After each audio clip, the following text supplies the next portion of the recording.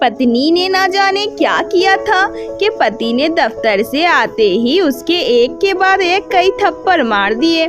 ये वही पत्नी थी जो हमेशा हर सिचुएशन को शांति से हैंडल करती थी, लेकिन इस बार इतनी गुस्सा हो उठी कि पास ही में रखा फूलदान उठाकर उसने अपने पति के सर पे दे मारा, जिससे पति को थोड़ी चोट लग गई।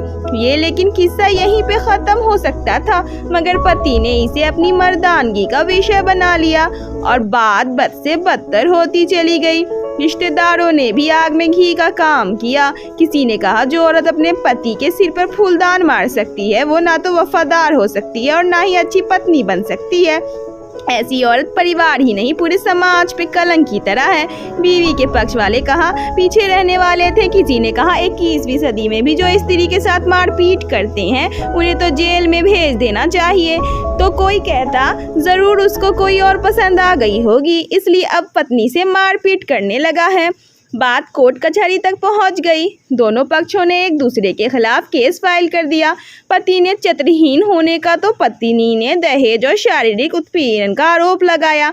2 वर्षों से अधिक समय के लिए केस चला था। इन 2 वर्षों के दौरान दोनों पति पत्नी अलग अलग रहे थे। इन 2 वर्षों के दौरान दोनों पक्षों के समर्थकों की संख्या कम हो गई थी। पहले जहां दोनों पक्षों में समर्थकों का समूह होता था, अब गिने चुने लोग रह गए थे। पति और पत्नी दोनों की आर्थिक स्थिति भी इस समय के दौरान नीचे गिर चुकी थी, जिन्हें वो अपना शुभ चिंतक समझ रहे थे। पैसे की बात आते ही उन्होंने भी अपना पल्ला झाड़ लिया था।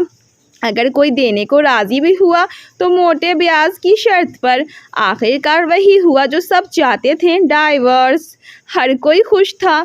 दोनों पक्षों के रिश्तेदार, उनके माता पिता, दोनों के वकील। लेकिन 5 साल की सुखद जिंदगी और एक सुंदर बेटी होने के बाद मिले इस डाइवोर्स से पत्नी खुश नहीं थी और पति शांत। शायद ये एक इत्तेफाक ही था कि इस खुशी को मनाने के लिए दोनों पक्ष के लोग एक ही चाय की टपरी पर बैठे, आमने सामने।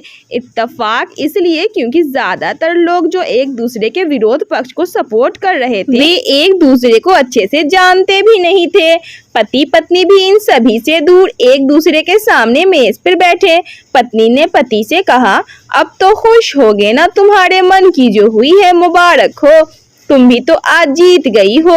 मुझसे तलाक तो तुम्हें भी मिल गया, बधाई हो। पति ने कहा तलाक तो तुम जीत का प्रतीक समझते हो। पत्नी ने पूछा। पति चुप रहा। थोड़ी देर की शांति के बाद पति ने कहा मुझे तुम्हें 5 लाख रुपए अभी और हर महीने 8,000 देने का आदेश है।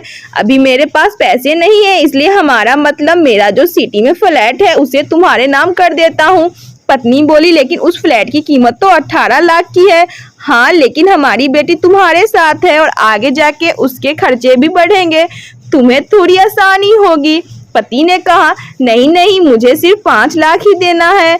तुम हर महीने 8,000 तो देने ही वाले हो, मैंने मैनेज कर लूंगी। अगर 5 लाख नहीं है तब भी कोई बात नहीं है, पत्नी बोली। दोनों फिर शांत हो गए।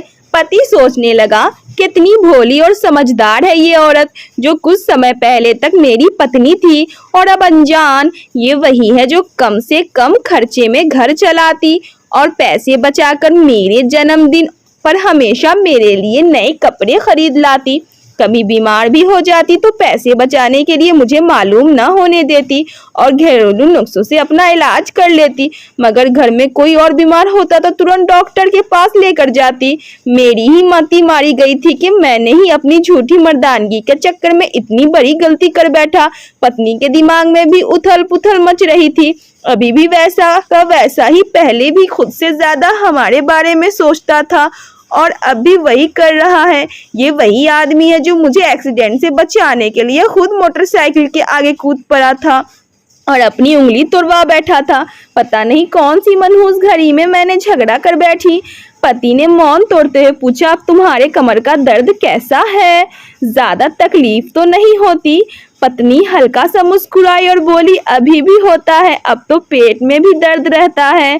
वो तो होगा ही, तुम योगा या कसरत भी तो नहीं करती हो, अब किसी गायनोकोलॉजिस्ट को जरूर दिखा देना। पति ने कहा तुम बताओ तुम्हारा स्तंभा कैसा है अब, क्या अब भी दौरे पड़ते हैं? पत्नी ने पूछा।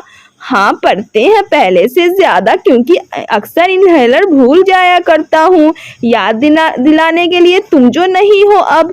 पति बोला। पत्नी की आंखों में आंसू आ गए। वो बोली, तुम्हें तो मेरे चरित्र पर सवाल नहीं उठाने चाहिए थे, ये तो परिस्थिति आती ही नहीं। हाँ, मैं जानता हूँ तुम बहुत अच्छी हो, मुझसे गलती हो गई, बहुत बड़ी गलती, मैं लोगों के बहकावे में आ गया था। पति बोला, तुमने भी तो मुझ पर दहेज का इल्जाम लगाया था। वो बोला, गलत था और इस बात का मुझे भी पछतावा हुआ। पत्नी ने कहा। पति कुछ कहना चाह रहा था लेकिन हिचकिचा रहा था। पत्नी ने पूछा, कुछ कहना चाहते हो? वो बोला, क्या सब पहले जैसा नहीं हो सकता?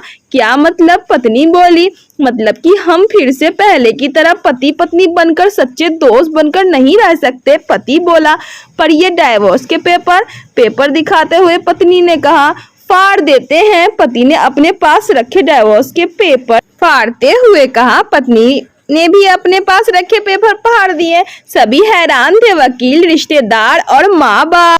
पति पत्नी दोनों एक दूसरे के हाथ में हाथ पकड़े अपने घर की तरफ चले गए।